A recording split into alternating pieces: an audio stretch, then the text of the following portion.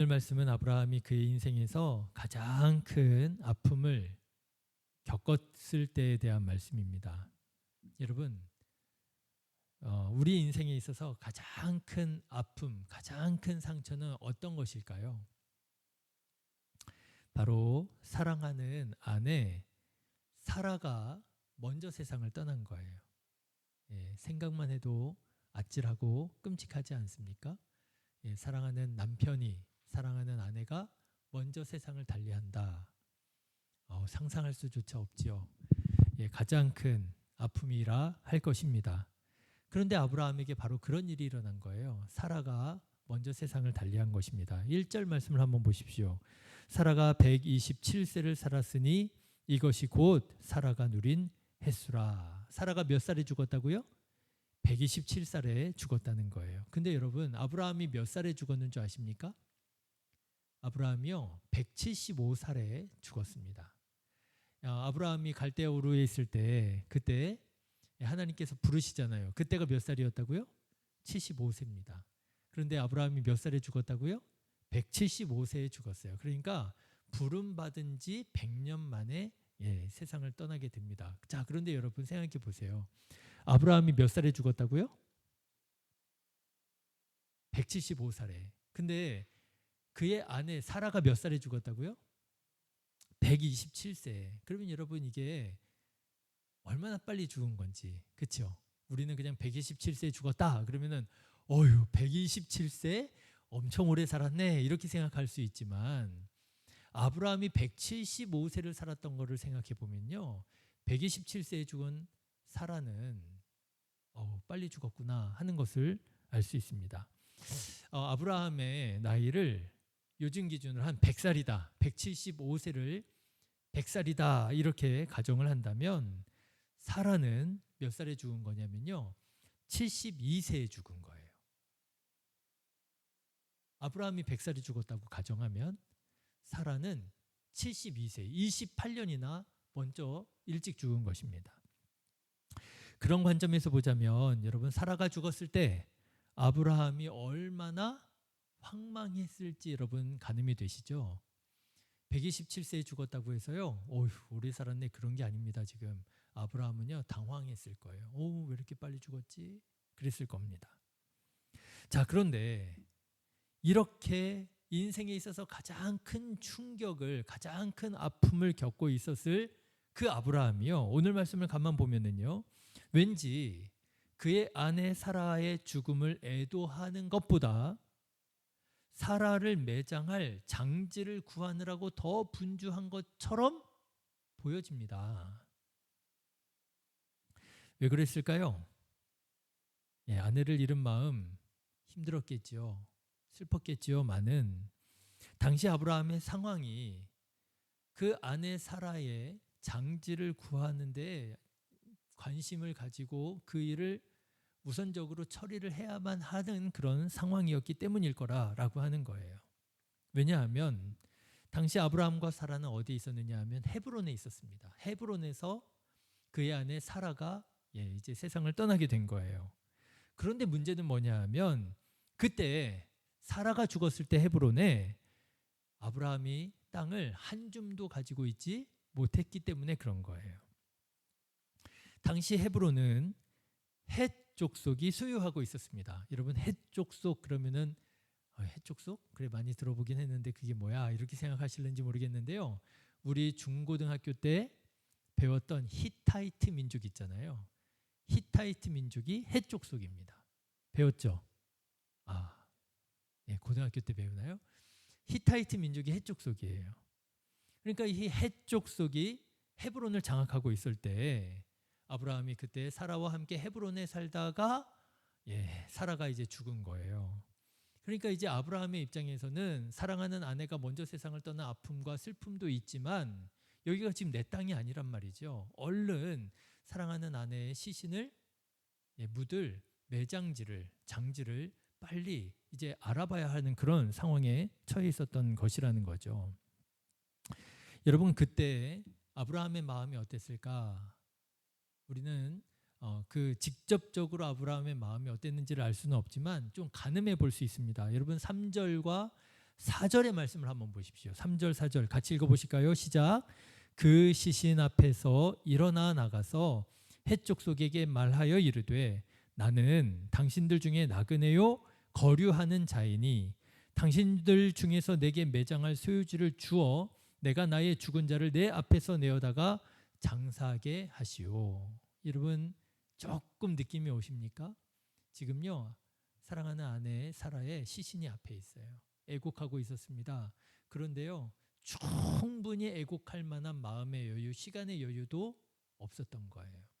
애곡하다가 일어나서 밖에 나가서 급하게 햇사람들 앞에서 말하는 거예요. 뭐라고 말합니까? 나는 누구라고요? 당신들 중에 나그네요. 그리고요 거류하는 자이니. 여기에는 내 땅이 있어요 없어요? 없어요. 나그네라는 거예요.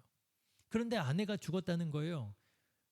묻어야 되는데 시신을 장례를 해야 되는데 묻을 땅이 없다는 거예요. 그래서 나에게 매장할 소유지를 주십시오라고 지금 부탁을 하고 있는 거예요. 그래서 매장할 땅을 급하게 구해야만 하는 그런 급박한 상황이었다라고 하는 것입니다. 자, 그런데요 문제는 뭐냐? 이 헷 사람들이요, 히타이트 사람들이 만만치 않은 사람들이라는 거예요. 이 헷 사람들은 말로는 아내를 잃은 아브라함을 위로하는 척 하는데요. 실제로는 급한 아브라함을 벗겨 먹으려고 합니다. 자, 여러분 보십시오. 말로는 아브라함을 그렇게 위할 수가 없어요. 6절 말씀 한번 보실까요? 같이 읽겠습니다. 내 주여 들으소서. 당신은 우리 가운데 있는 하나님이 세우신 지도자이시니 우리 묘실 중에서 좋은 것을 택하여 당신의 죽은 자를 장사하소서. 우리 중에서 자기 묘실에 당신의 죽은 자 장사함을 금할 자가 없으리이다. 여러분 말은 얼마나 멋있어요. 그렇죠? 야, 말이라도 이렇게 해주니 참 고맙다 싶기도 하잖아요. 이 말을 들어보면은요, 이 헷 사람들이 아브라함을 뭐라고 부르느냐? 내 주여, 주라고 부릅니다. 그리고 당신은 하나님이 세우신 지도자입니다. 이렇게 말합니다. 말은 아주 멋있어요. 아브라함을 존경하고 위하는 척합니다. 특히 여기서 지도자라고 번역한 말은요, 왕이라고 하는 뜻도 가지고 있어요. 당신은 하나님이 세우신 왕입니다. 이렇게 말을 하는 거예요. 지금 아브라함은 헷 사람들한테 나는 누구라고 그랬어요? 나그네요 거류하는 자입니다. 이렇게 말을 하는데요. 헷 사람은 그런 아브라함을 당신은 주이고 왕이십니다. 이렇게 말을 하고 있는 거예요. 자, 그런데 말은 이렇게 참 멋있고 존경하는 것 같은데 사실 이 모든 말들은 다 뭐였느냐 하면 인사치레였어요. 듣기에는 꽤나 아브라함을 존중하는 것 같지만 사실은 아내를 잃은 아브라함에게 바가지를 씌우기 위해서 이렇게 하고 있었다라고 하는 거예요. 자, 여러분 15절의 말씀을 보십시오. 15절의 말씀을 보면 애둘러서 이렇게 돌려서 이 매장지의 값이 얼마인지를 아브라함에게 은근히 말을 해줍니다. 15절 같이 읽어보실까요? 내 주여 내 말을 들으소서. 땅값은 은 400세겔이나 그것이 나와 당신 사이에 무슨 문제가 되리까? 당신의 죽은 자를 장사하소서. 이렇게 말을 합니다. 이 땅값이 얼마라고요? 이 땅값이 은 400세겔이라고 얘기를 하는 거예요. 자, 그런데 문제는 뭐냐 하면 우리는 은 400세겔 그러면은 이게 가늠이 안 되잖아요. 그렇죠? 이게 비싼 건지 싼 건지 가늠이 안 되잖아요. 이게 문제예요. 그런데 이 은 400세겔이라고 하는 말은 상당한 가격을, 가치를 의미한다고 합니다.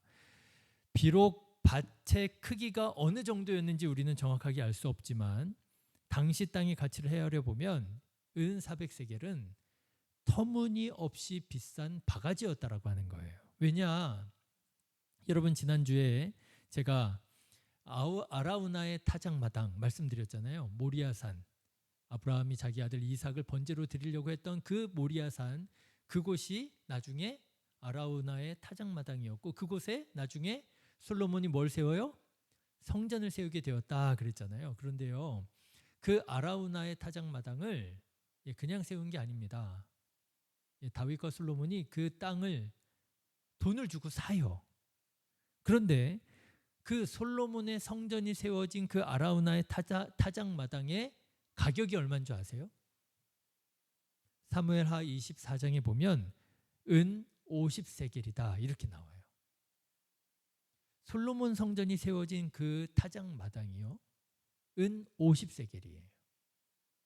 그런데 에브론의 그 매장지가 밭이 막벨라 굴이죠. 얼마나 되는지 모르겠지만 은 400세겔?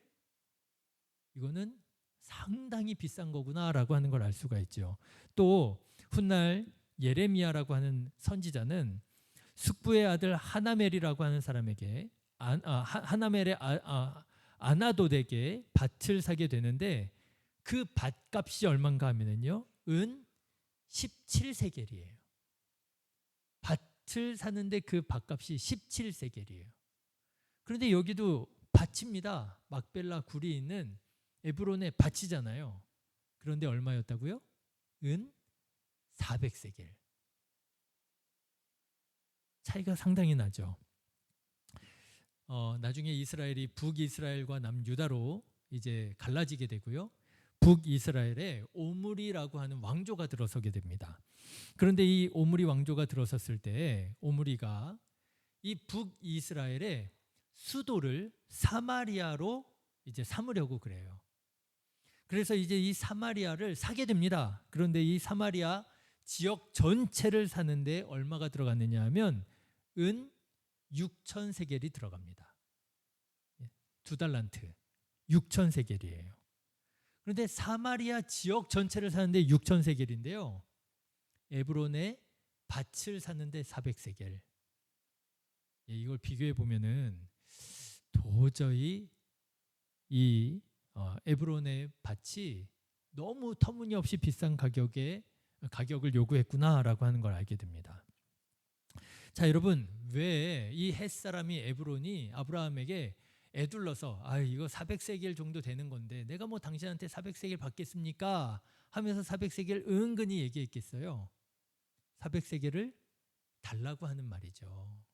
그런데 그 400세겔이 얼마예요? 굉장히 비싼 값이라고 하는 거죠. 그러니까 앞에서 당신은 나의 주이십니다. 당신은 우리의 왕이십니다. 뭐 이런 식으로 표현하는 게 다 뭐예요? 상대방을 이렇게 올려놓고 그만큼의 값을 요구를 한 거예요. 왕쯤 되면은 이 정도 당연히 사야 되는 거 아니냐고. 그러면서 바가지를 씌우고 벗겨 먹으려고 했다라고 하는 거죠. 자, 아마도 아브라함은 햇사람들이 자기에게 바가지를 씌우려고 한다는 사실을 알고 있었을 것입니다. 그럼에도 아브라함은 그들이 요구한 은 400세겔을 조금도 깎지 않고 그대로 400세겔을 다 주고 밭을 삽니다. 아브라함이 그런 사람이 아니잖아요. 아브라함이 어떤 사람입니까? 하나님하고도 협상하는 사람이잖아요. 하나님한테 소돔과 고모라 성 하나님이 멸망시킨다고 했을 때 아브라함이 얼마나 깎아내려요. 그죠? 의인 50명, 45명, 40명, 30명, 20명 의인 10사람이 없으면 그러면 10사람 있으면 어떻게 하시겠습니까? 아브라함이 그런 사람이거든요. 그런데 이상하지요? 아브라함이 자기한테 바가지 씌운다라는 걸 뻔히 알면서도 조금도 깎지 않고 400세겔을 그냥 다 주고 그 막벨라 굴 에브론의 밭을 사는 거예요. 왜 그랬을까 생각을 해보니까요. 그럴 수 있겠더라고요. 세계 어느 나라나 다 비슷한 점이 있죠. 장례식장 물품 다 비싸잖아요. 그렇죠? 제가 이제 친하게 지낸 한 목사님이 계신데 아버지가 일찍 돌아가셨습니다. 그래서 이제 아버지 이제 돌아가셨을 때 저도 가서 문상을 하고 그랬었거든요. 시간이 한참 지난 다음에 무슨 얘기 끝에 이제 그 얘기를 하는 거예요. 아버지 돌아가셨을 때 뭐 이런 저런 이런 일이 있었다 하는데요. 그 이제 문상 가가지고 보통 밥을 먹잖아요. 뭐 먹죠? 육개장이나 소고기 묵국이나 이런 거 먹잖아요.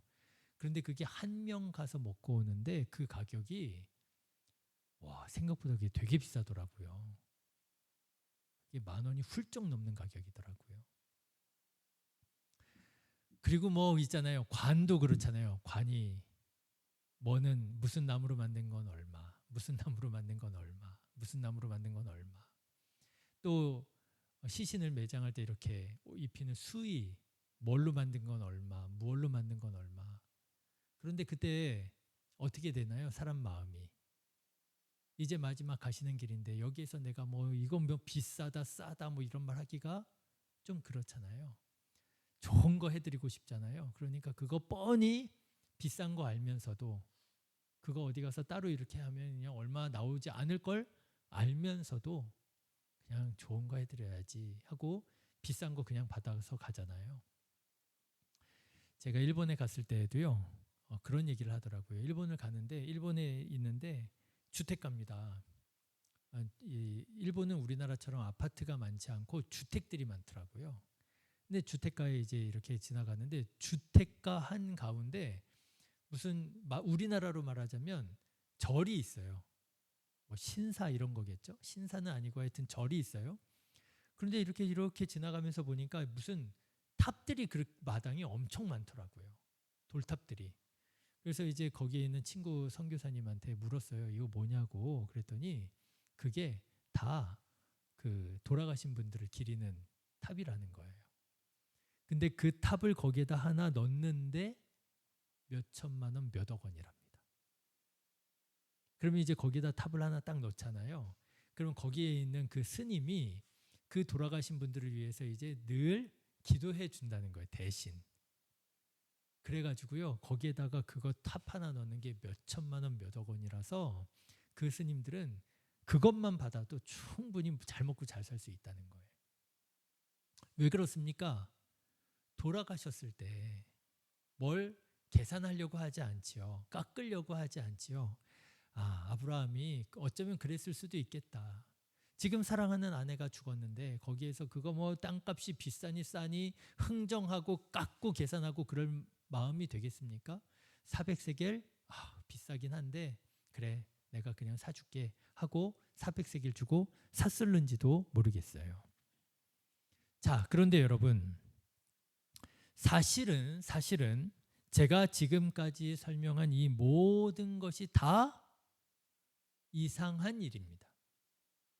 왜냐하면 여러분 사실 아브라함은요 굳이 사라의 장지를 사기 위해서 바가지를 써가면서 헤브론에다 매장지를 구할 필요가 없어요. 그렇죠.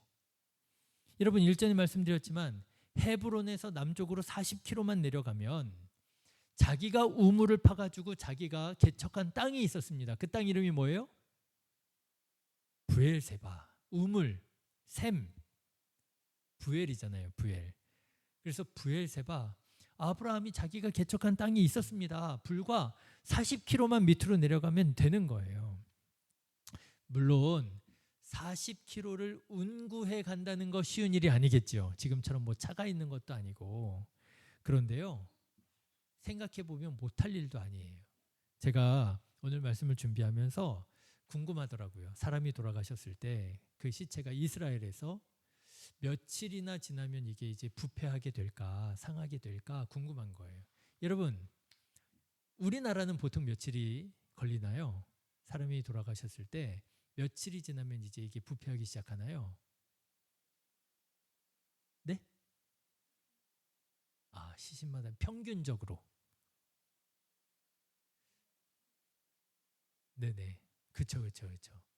그래서 저도 이제 그런 생각을 했어요. 예전에는 사실은 이렇게 병풍 세워놓고 그죠? 그 뒤에다가 관 놓고 그랬다는 거 아닙니까? 그래가지고 3일장 뭐 5일장도 하기도 하고요.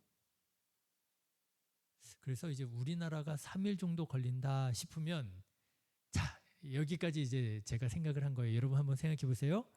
이스라엘입니다. 우리나라랑 기후가 완전히 달라요. 이스라엘에서 며칠이면 시체가 부패하기 시작할까요? 네? 3일이요? 우리나라랑 기후가 이렇게 다른데요? 하루. 네. 네. 네네네. 네. 역시 제 수준이나 우리 성도님들의 수준이나 크게 다르지 않습니다. 제가 궁금한 거예요. 저도 이제 며칠이면 이게 부패할까? 저도요, 장로님처럼 그래도 중동인데 하루 만에 부패하지 않을까라는 생각이 들었어요. 근데 막 찾아봤는데 안 나와요. 제가 이번에는 챗 GPT한테 물어보진 않았습니다. 엉뚱한 대답이 나올 것 같아가지고, 그래가지고 막 영어로도 알아보고 했는데 안 나오는 거예요. 그래서 나사로 사건을 제가 이제 알아봤어요. 나사로 사건을 보니까 사흘이 지난 때예요. 나흘째 되는 날입니다. 그런데 냄새가 났다고 그랬어요. 성경 주석에 보니까 이스라엘도 3일이더라고요. 좀 놀랍지 않으세요? 우리나라랑 기후가 그렇게 다른데요. 이스라엘도 사흘, 3일 정도 이제 시신을 이제 보관을 한답니다. 사흘 동안은 유대인들의 생각에 그런 게 있대요. 그 영혼이 그 시신 주위에 머무를 수 있다고 생각을 했대요. 그래서 혹시라도 그 영혼이 시신에 다시 들어가서 살아날 수가 있을 거다라고 생각을 했다는 거예요. 그래서 사흘 동안은 이렇게 두었다가 이제 사흘이 지나가면 이 사람 정말 죽었구나 인정이 돼가지고요. 이제 죽은 것으로 인정해서 매장을 했다라고 하는 거예요. 자, 여러분 며칠이라고요? 3일이에요. 그러면 여러분 헤브론에서 브엘세바까지 40km입니다. 갈 수 있어요? 못 가요? 갈 수 있어요. 40km면 충분히 갑니다. 물론 뭐 운구를 하는 거는 좀 다른 문제이긴 하지만 남자 발 빠른 사람이면 하루만 해도 갈 수 있는 길이 40km 아니에요. 그죠? 어렵긴 하겠지만 못할 일도 아니라고 하는 거죠. 네. 더군다나 이것보다 더 중요한 게 있습니다. 당시의 고대인들은요, 사람의 시신을 아무데나 매장하지 않는다는 거예요. 우리나라도 그런 좀 개념이 있죠. 죽음 가운데 가장 좀 안 좋은 죽음 중에 하나가 뭐예요? 객사잖아요. 어디 여행 갔다가 불의의 사고를 만나서 거기서 죽었어요. 근데 이 시신을 고향으로 가지고 올 수가 없어요. 그래서 거기에다가 묻게 되었어요. 이게 참 우리나라 전통적으로 보면 좀 안타까운 죽음으로 보잖아요. 중국에 최근에 영화가 하나 나왔는데요. 그 영화 내용이 이제 중국 영화예요. 그 농사를 짓는 농부가 자기 이제 도시에 와가지고 그 공장에서 일하는 게 돈을 더 버니까 그 공장에 와서 이제 일을 했던 거예요. 그런데 그 두 사람이 있었는데 한 사람이 그냥 죽어버리고 맙니다.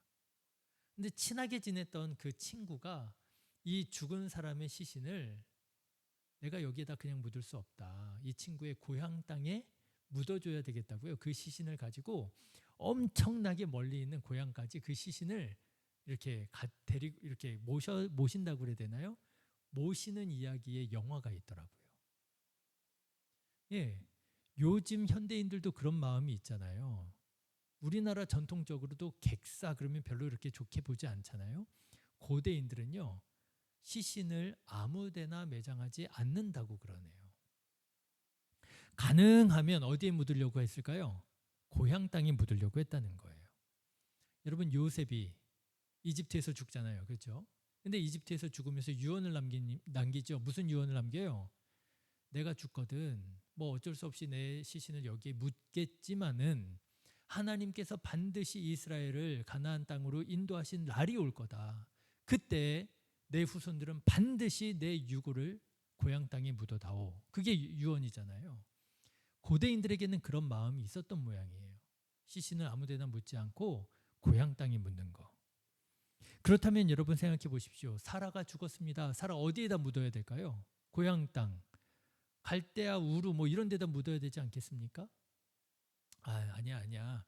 갈대아 우르는 육신이 태어난 곳이라 한다면 하나님께서 그를 아브라함과 사라를 인도하셔가지고 가나안 땅으로 인도하셨잖아요.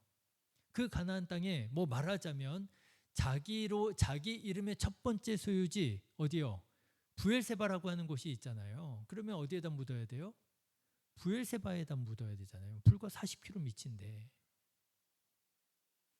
그런데요, 이상하지요? 아브라함은 굳이 바가지를 써 가면서 햇사람들이 지금 장악하고 있는 헤브론 한 가운데에 밭을 사고 거기에다가 매장지를 세우더라고 하는 거예요. 사라를 묻더라고 하는 거예요. 이상하죠? 왜 그랬을까요? 아브라함은 왜 사라를 굳이 이방인들, 자기네들과 다른 햇사람들이 살고 있는 그 헤브론에다가 매장지를 구입해서 거기에 안치했을까요? 저는 말씀을 준비하면서 아브라함이 부엘세바만이 아니라 헤브론을 비롯한 가나안 땅 전체를 하나님께서 그와 그의 자손들에게 주신 약속의 땅이라 믿었기 때문에 헤브론에 밭을 샀다, 이렇게 깨달아지더라고요. 자, 여러분, 정황을 보면 이렇습니다. 아브라함은요, 헤브론에 안 산 것이 아니라 못 산 것이더라고요. 여러분, 전에 제가 그런 말씀 드렸던 거 기억나십니까? 아브라함이 헤브론에서 오랜 세월 살았잖아요. 20년 살았습니다. 그때 누구랑 살았어요? 아모리 족속의 마므레 삼형제와 살았습니다. 그래서 그때 아브라함이 살았던 곳을 뭐라고 그랬어요? 헤브론 또는 마므레 상수리 수풀이다, 이렇게 얘기를 했잖아요. 그리고 그곳에 아브라함이 동맹을 맺었던 사람이 있잖아요. 그 사람이 누구예요? 마므레예요. 그런데 그렇게 오랫동안 살았었던 그때 당시에는 그 지역을 아모리 사람들이 장악하고 있었습니다. 그런데 어찌된 일인지 아브라함이 그 하나님과 교제 나누며 하나님의 친구라 하면서 지냈던 그 20년 동안 지냈던 헤브론을 떠나서 그랄 땅으로 가게 되잖아요. 그런데 그 사이에 무슨 변화가 일어나는가 보니까요, 헤브론의 땅 주인, 헤브론을 장악한 민족이 달라져 있는 거예요. 누구로요? 방금 전에 말씀드렸던 헷 족속, 히타이트 족속으로 바뀌어져 있는 거예요. 아브라함이 아마도 히타이트 민족을 피해서 헤브론 땅을 포기하고 밑으로 내려갔던 모양입니다.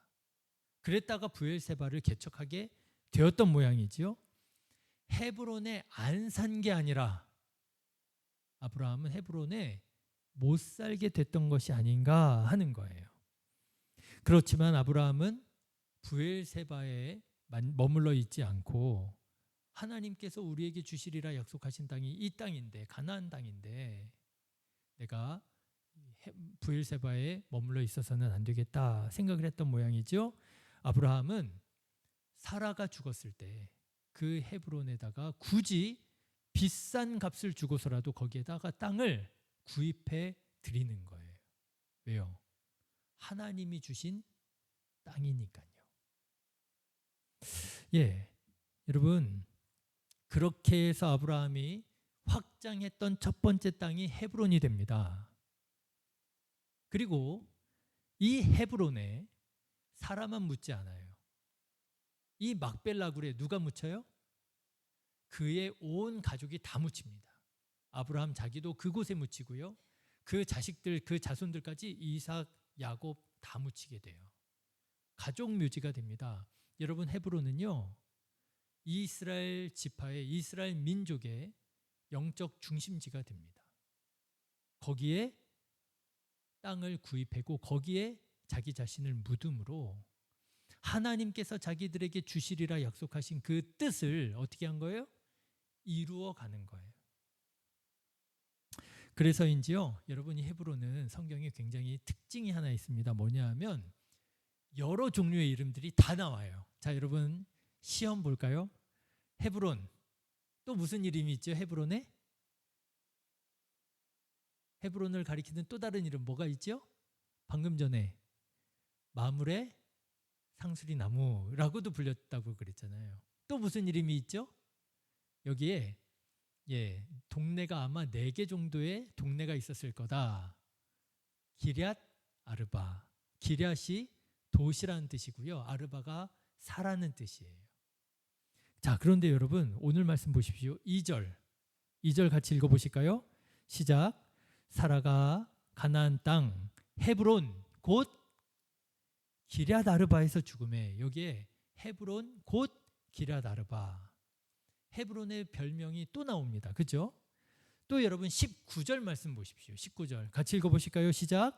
그 후에 아브라함이 그 아내 사라를 가나안 땅 마므레 앞 막벨라 밭 굴에 장사하였더라. 마므레는 곧 헤브론이라.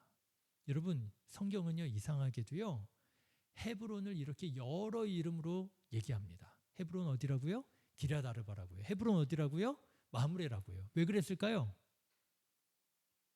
정확하게 하는 거예요. 아브라함이 산 땅 거기가 어디냐? 거기가 여기야 라고 정확하게 말하는 거예요. 헤브론이라고도 하고 기럇 아르바라고도 하고 마므레라고도 하는 바로 여기가 우리 조상 아브라함이 돈 주고 산 곳이야.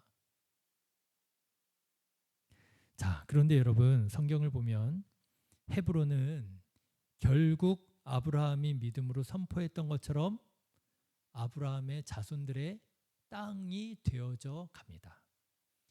아브라함 때에는 아브라함의 땅이라고 말할 수가 없었어요. 거기만 아브라함 땅이었어요.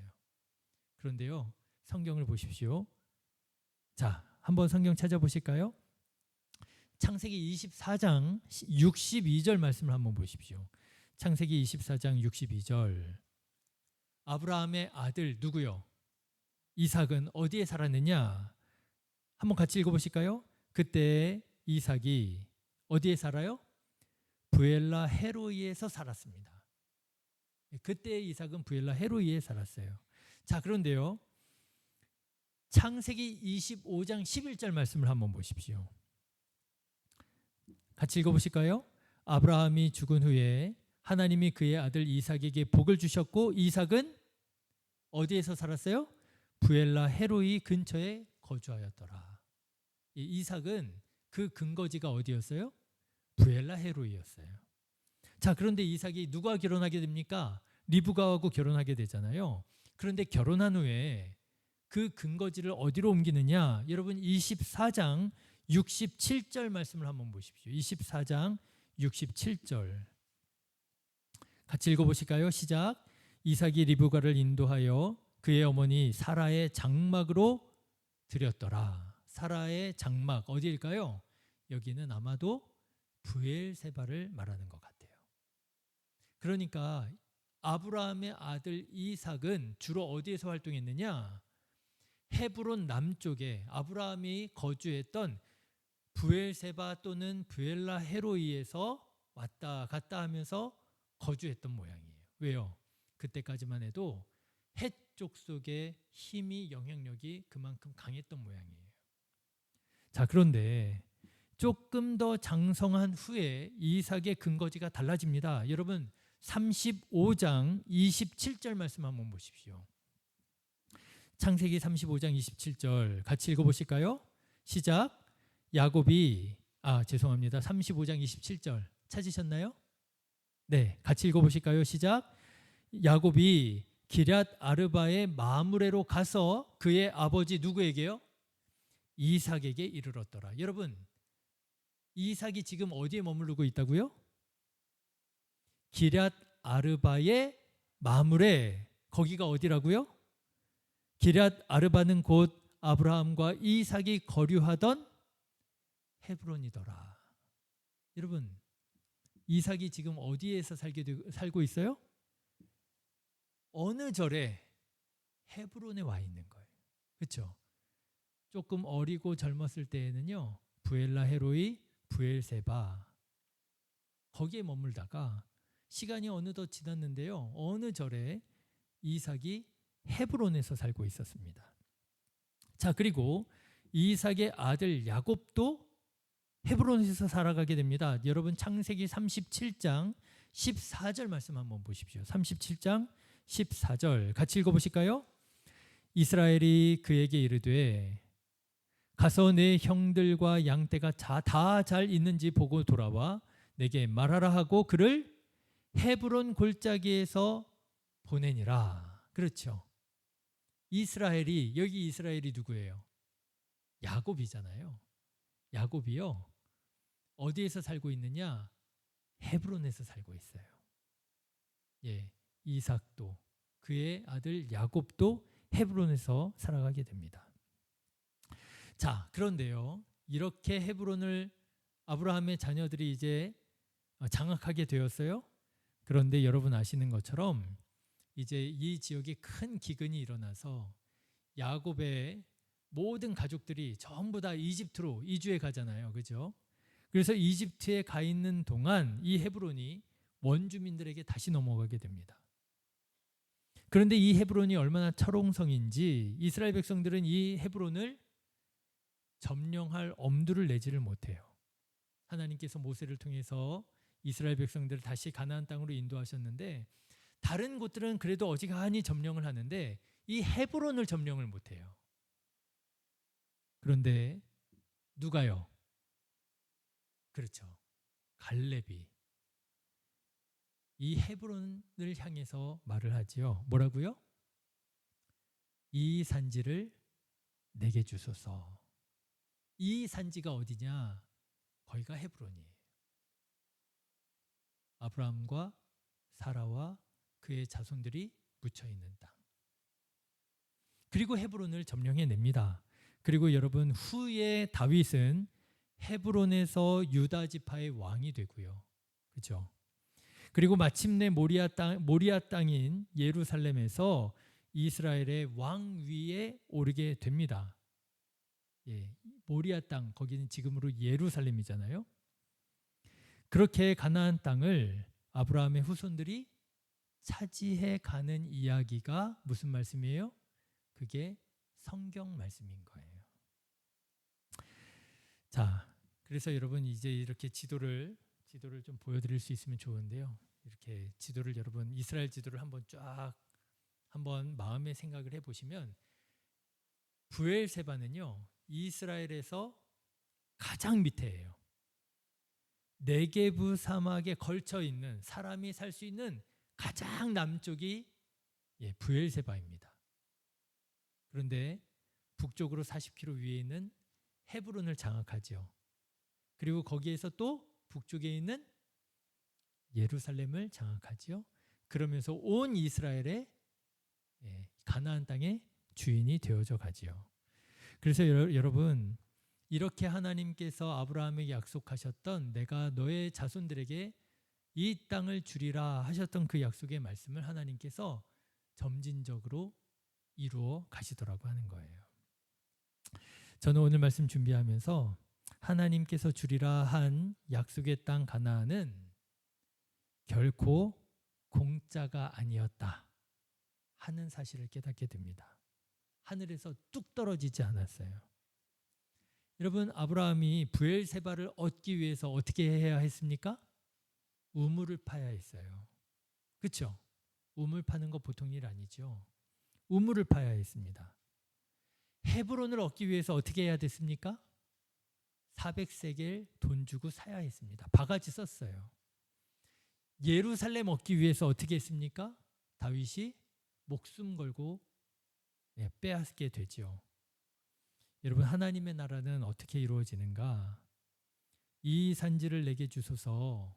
믿음으로 도전하고 수고하고 애쓰는 사람이 하나님의 나라, 하나님께서 주리라 하신 약속의 땅을 얻고 누리게 되더라고 하는 거예요. 그냥 가만히 있고요. 하나님께서 어떻게 해주시겠지. 하나님께서 알아서 해주실 거야. 아닙니다. 하나님께서 약속하신 바를 이루어가는 말씀을 다시 한번 생각해 보십시오. 저는 오늘 우리도 이런 수고를 아끼지 말아야 한다라고 생각을 합니다. 우리 기도해야 됩니다. 그렇죠?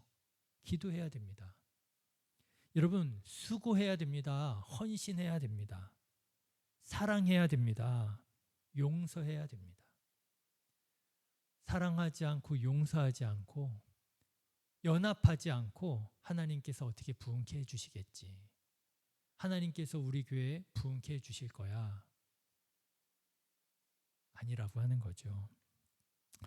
이렇게 아브라함처럼 그리고 그의 자녀들처럼 믿음으로 도전하는 저와 여러분 되셔서 하나님께서 우리에게 주리라 약속하신 그 땅들을 이루어가고 누리며 살아가는 저와 여러분 다 되시기를 주님의 이름으로 축원합니다. 기도하겠습니다. 좋으신